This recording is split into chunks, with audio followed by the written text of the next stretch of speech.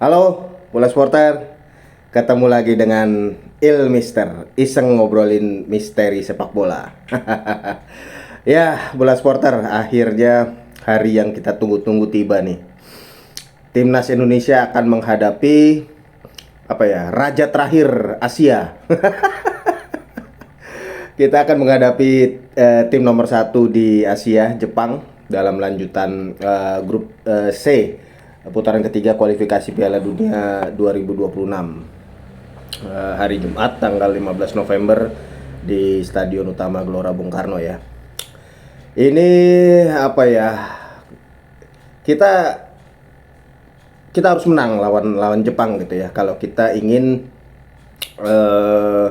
memperbaiki posisi di klasemen, karena sekarang menyusul hasil-hasil yang sudah berlangsung di hari Kamis malam sampai Jumat dini hari, itu Indonesia sekarang malah berada di dasar klasemen grup C ya, karena setelah China secara mengejutkan mengalahkan Bahrain.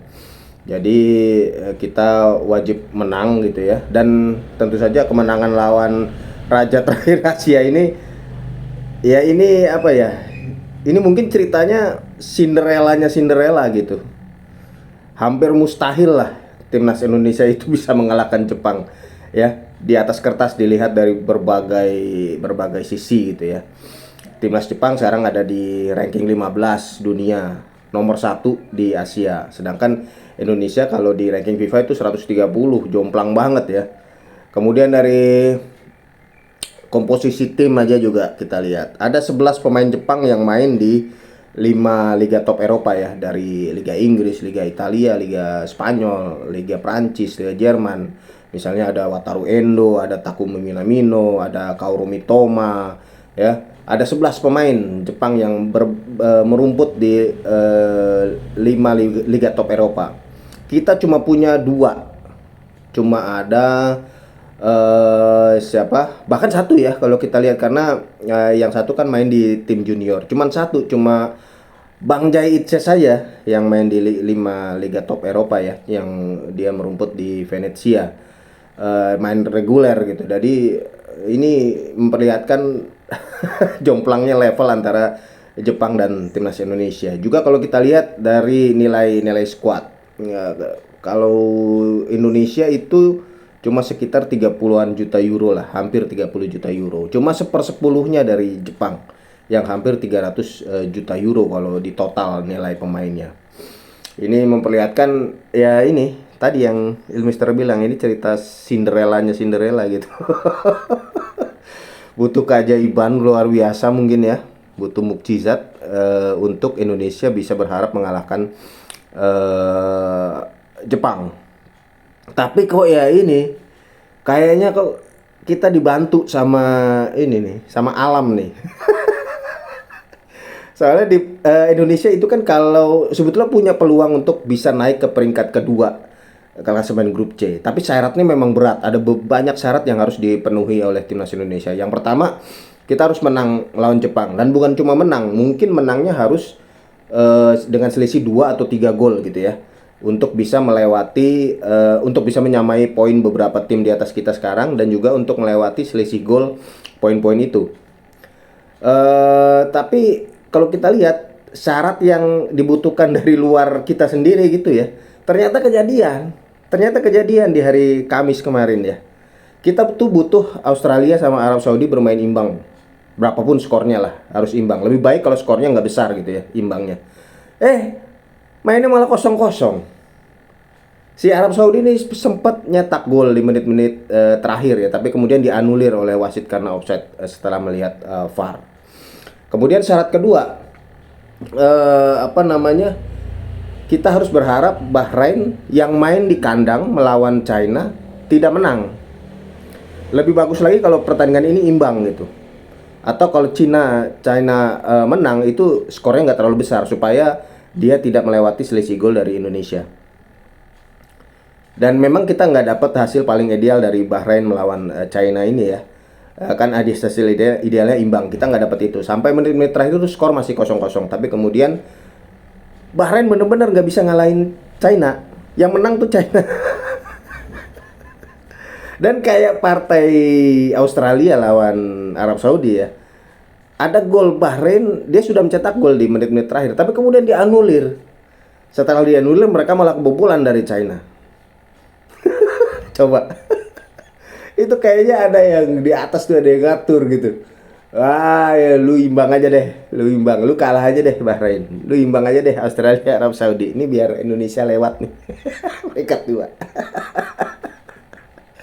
Iya, soalnya sekarang dengan hasil-hasil itu kita memang ada di juru kunci klasemen ya, di dasar klasemen, tapi kita punya kesempatan tiba-tiba langsung naik ke peringkat 2. Asal itu tadi, sekarang kita harus menang dengan selisih gol minimal 2 untuk kita bisa menyamai poin-poinnya Australia, kemudian Arab Saudi dan China.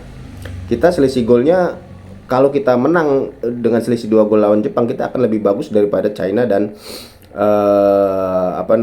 Arab Saudi. Kemudian selisih gol kita akan sama dengan Australia, tapi kita akan mencetak gol lebih banyak sehingga kita pasti akan ada di atasnya Australia kalau kita bisa menang minimal 2-0.